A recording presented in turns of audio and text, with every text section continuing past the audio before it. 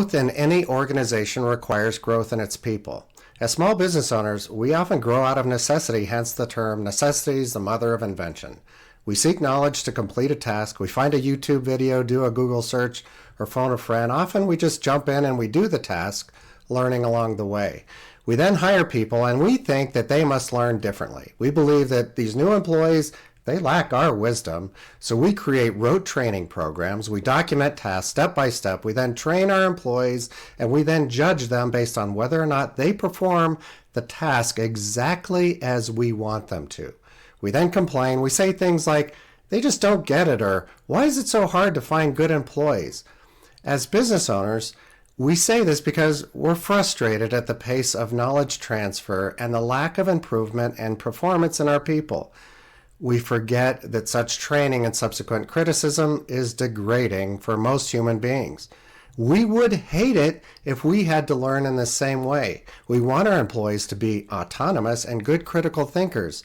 At least, that's what we say we want. Yet the way that we train and manage accomplishes exactly the opposite. While training does work to some extent with people who lack knowledge, training and traditional management rarely work with professionals who need critical thinking skills. In this video, I want to introduce you to an alternative that may work better for business owners who wish to develop better critical thinking skills, higher emotional intelligence, and self-awareness in their people. That alternative is called coaching. My name is Jeff Schuster. I'm a business coach and founder of Mechanics and Mindset Business Coaching, and you're watching my YouTube channel, which helps you grow your business and enjoy your life.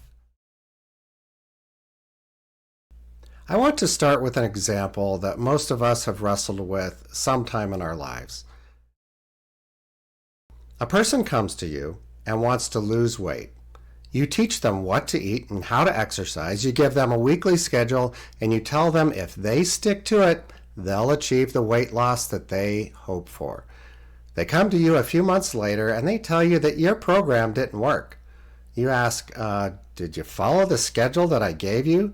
And they reply, well, your schedule was impossible. I followed it for a few days, but it just didn't work for me. Exasperated, you throw up your hands. Now let's talk about the coaching approach. A person comes to you and they want to lose weight. You ask them, what has prevented you from maintaining a healthy weight in your past? They reply, I just can't stick to a diet and I have little time to exercise. With this question and this response, you have now entered the realm of the coach. Instead of focusing on an outcome, you are focusing on a process. The process is understanding the root cause of progress toward an outcome. Coaching is called coaching because it's modeled after an old-fashioned coach or stagecoach. That stagecoach would carry its passengers from their origin to their destination. Now, in our weight loss example, the person wants to start at 200 pounds and arrive at 175 pounds. Life coaches learn that for their clients to arrive at their destination, they must have the proper engine and fuel to get from their current place to where they hope to go. A life coach cannot carry or push clients from their current place to their destination. So let's get back to our weight loss example. The person being coached knows that they must exercise and diet to lose weight. This means that they don't lack the knowledge required to do so. Telling them to exercise and diet is simply reinforcing knowledge that they already possess. When they fail to achieve their goal, they simply feel bad. They didn't need you to tell them what to do or teach them what they already knew. The intent of this video is not to certify you as a life coach. This video should give non-certified coaches tools to lead people using coaching techniques. In a business setting, bosses want their employees to do a certain thing, to achieve a certain level of competence. The boss will then reward the achievement of these objectives with money. This is perfectly understandable, but counterproductive. Why? Well, because the goal is ours, it's not our employees. It's understandable because that's how business is done. There is a leader, and that leader has an objective. The leader delegates tasks to his or her underlings, and then they carry out the task. Sounds simple, right? It's simple until the underlings must think for themselves and motivate themselves to accomplish some end. It's normal for a company to desire a task completed that's not directly aligned with an employee's individual life goal. This is why people get paid to work. The fact that you get money for work means that you would rather be doing something else with your time. As a coach in a business setting, it is your job to identify the personal benefit of the person that you're coaching. So let's say that your company makes cars. You want to produce 10,000 cars in the next month at a price of $10,000 per car. The normal rate of production is 8,000 cars at $12,000 per car. As the leader, you have a goal. How do you coach your employees around this goal? Your employees must care about the increased productivity and the decreased cost to produce the car. So what's in it for them? A typical management approach would be to give your employees a bonus of some sort. If they achieve your goal, you'll give them a $20 gift certificate to Starbucks or something like that. To get from traditional management to a coaching approach, you must answer two questions.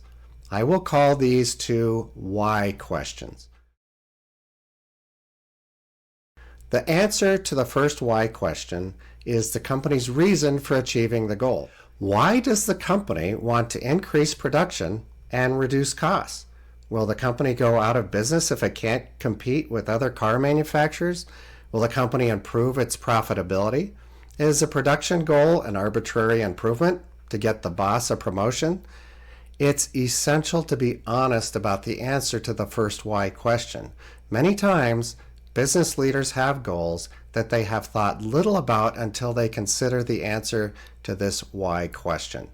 If you need to find this answer, consider reading Simon Sinek's book, Start With Why. The answer to the second why question is establishing what motivates the employee.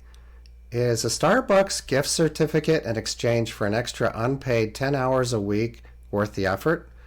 Is keeping your company in business and keeping your job enough of a motivator? Is there an opportunity for a promotion or a raise if the team achieves its goal? Coaches focus more intently on the answer to this second why. The answer to this second why is coaching gold. If you're a parent of a toddler, you're used to them asking why. This is the persistence that you need as a coach. However, instead of why, your questions must start with what.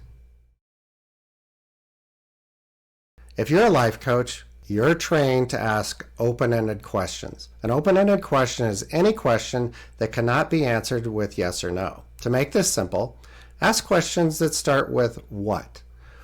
You're asking open-ended questions instead of closed-ended questions because closed-ended questions are controlling and leading. If I say, "It's hot out today, isn't it?" I'm implying the answer to my question. In coaching, you want to give the person that you're coaching control. The same question on weather would be, "What do you think about the weather today?" In our business goal example, you may ask, "What do you believe would be fair compensation to achieve our lofty goal? What will you spend your bonus money on if we achieve this goal? What will specifically change about your life if you're paid 20% more than you earn today?" These questions are avoided in business because we believe that they are too personal. Why should I care what my employees do with their money? Money is money, and everybody wants it, right? Wrong. People only want money to the extent that it will give them something more valuable than their time. Find this, and you've uncovered the answer to the second why. Now that you've entered the world of coaching with your open-ended questions, it's helpful to get a few pointers on your coaching conversation. We live in a judgmental world. For this reason, people who work for you are conditioned to give you answers that they think you want to hear. Because of this, it's essential to probe to get authentic answers to your questions. Coaches rarely acknowledge this publicly. However, there are people you cannot coach. If a person who works for you cannot find any personal objective that aligns with the company's aim, they cannot be coerced into a fake motivation. This doesn't mean that you have a bad employee or your company is terrible. It only means that there isn't a fit for a specific task or a position for that specific person. If you attempt to coach this individual, you'll create angst and you'll waste a ton of time. Most entrepreneurs are visionaries. They see an entire picture with all of its elements coming together. While they can see this big picture clearly, they're not always the best at communicating this picture to their employees in a way that their employees know how they fit into that big picture. So it helps to break down a goal into many milestones to help clarify how an individual fits into the big picture and precisely what they must accomplish in the near term to achieve the long-term goal. In the weight loss example, if a person wants to lose 24 pounds, they can focus on losing 4 pounds a month for 6 months. Then they can break this goal into losing 1 pound a week. Inevitably, this weight loss goal, though, must turn into what I call a habit goal.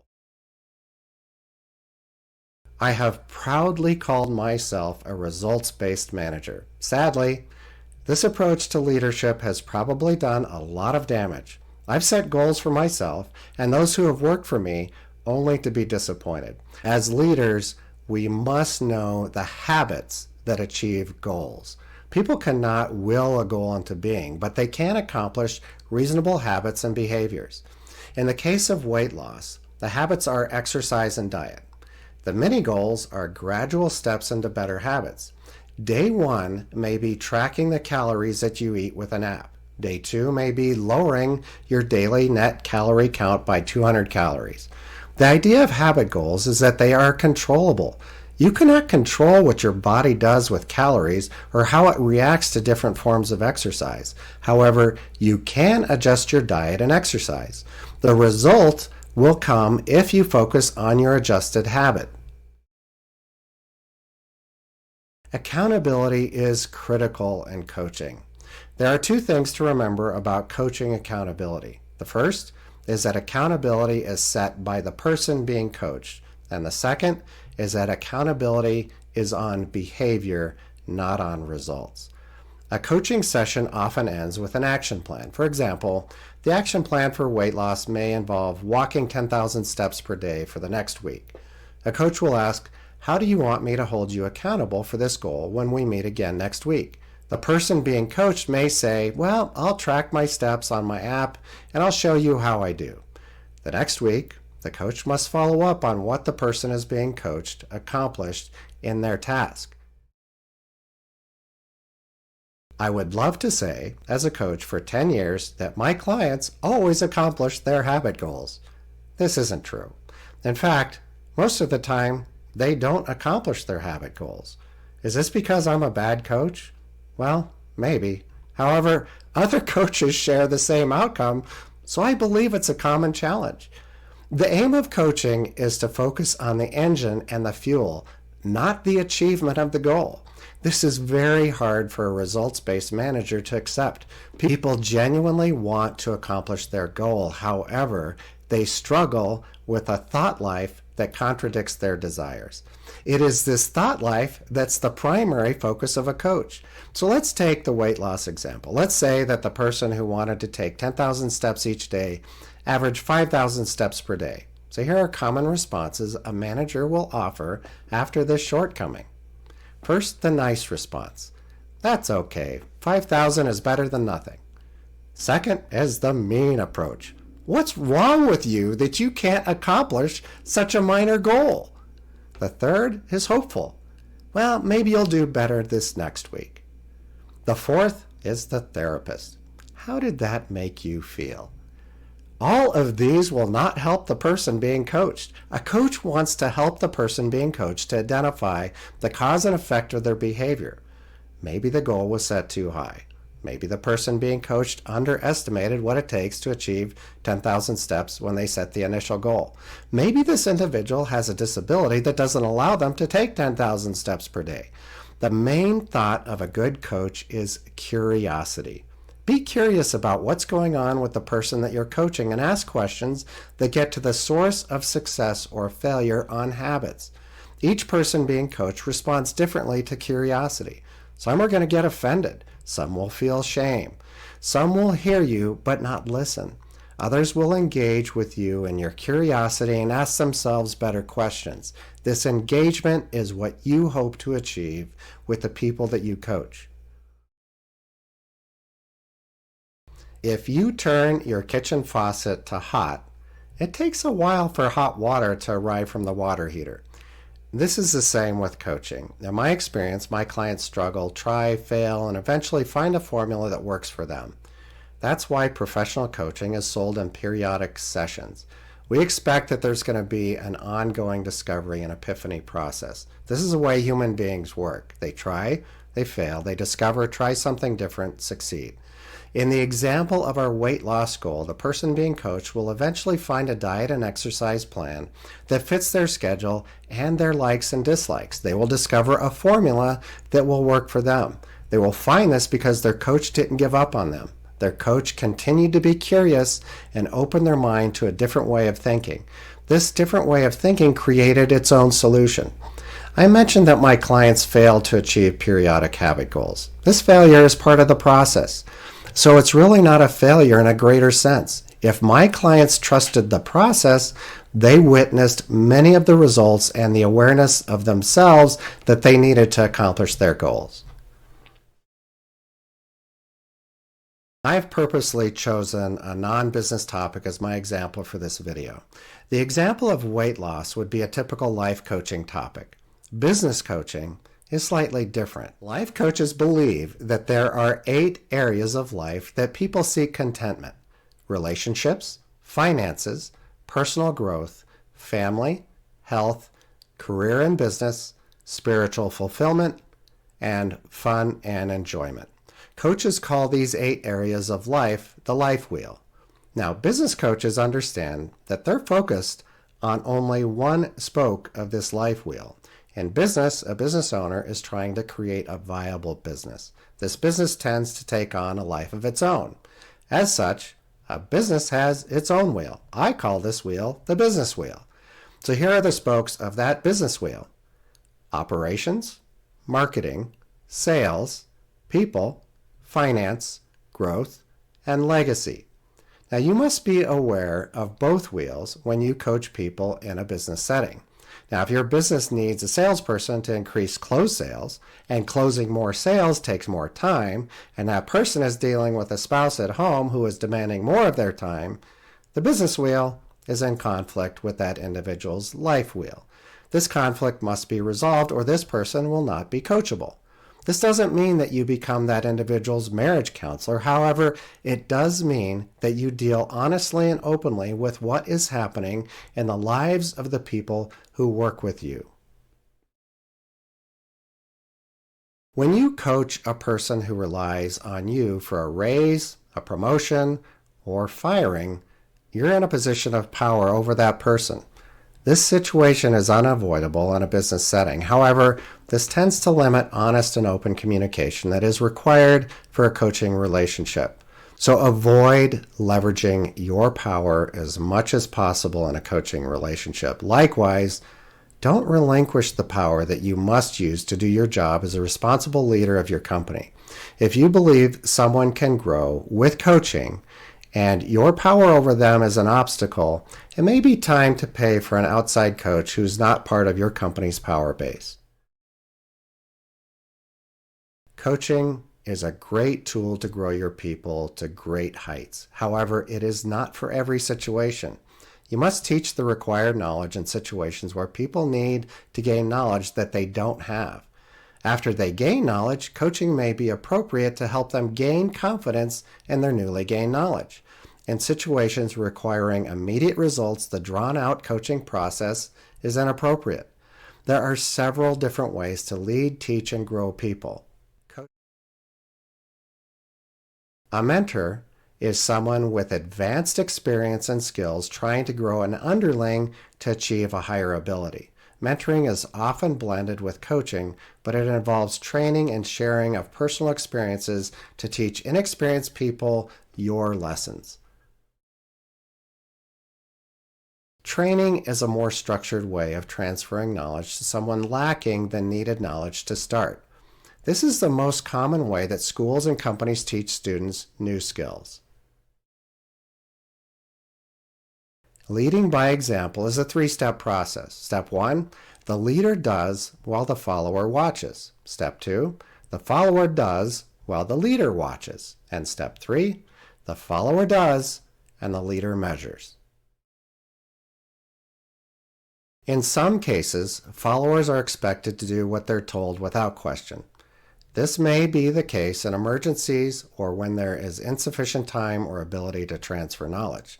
The military uses this form of leadership in combat when there's no time or opportunity for on-the-job training. Many larger organizations document processes and procedures to ensure reliability in a company's employees' work output. Newly hired employees read operations manuals or watch videos to understand and execute this documented process. There is no wrong way to lead or grow people in your organization. Coaching happens to be best suited to grow people into critical thinking positions where they must understand and adapt to different situations. The coaching process helps the person being coached to better understand the cause and effect of different approaches, expose personal limiting beliefs, understand what motivates them, and comprehend how they work best in different situations. So if you hope to accomplish this in your organization, a coaching approach may be best. I have attempted to give a primer for those who want to try out coaching as an alternative to traditional approaches to management. There is much more to coaching than I have managed to squeeze into this video. Many life coaching training programs are certified by the International Coaching Federation, or the ICF. The ICF is an organization that awards certifications in life coaching. My coaching certification is from the Institute for Professional Excellence in Coaching, or IPEC. Now, IPEC trains its life coaches in core energy coaching, which helps its clients categorize thoughts, emotions, and actions into 7 energy categories. This helps coaching clients better understand which thoughts serve and which thoughts harm their attempts to accomplish their goals. There are many other coaching certification courses. Courses are offered in person and online, and costs range from about $1,000 for online courses to $20,000 for in-person classes. The best resource for finding a coaching program for you is searching the ICF accreditation database called the Education Search Service, or ESS. I've left a link to the ICF ESS search database in the description below. I hope that you have learned more about how you can apply coaching to leadership situations that may benefit you. And if you'd like to check out my coaching practice, please visit my website. I've included a link to my site in the comments below. I've also left a link to purchase my book, Business Mechanics and Mindset: How Your Thoughts Create or Sabotage Your Business Success. You'll learn how to grow your company while maintaining a healthy mindset. I would love it if you like this video and share it with others who can benefit from it. If you'd like to be notified of future business coaching videos, please subscribe to the Mechanics and Mindset Business Coaching YouTube channel. Goodbye for now.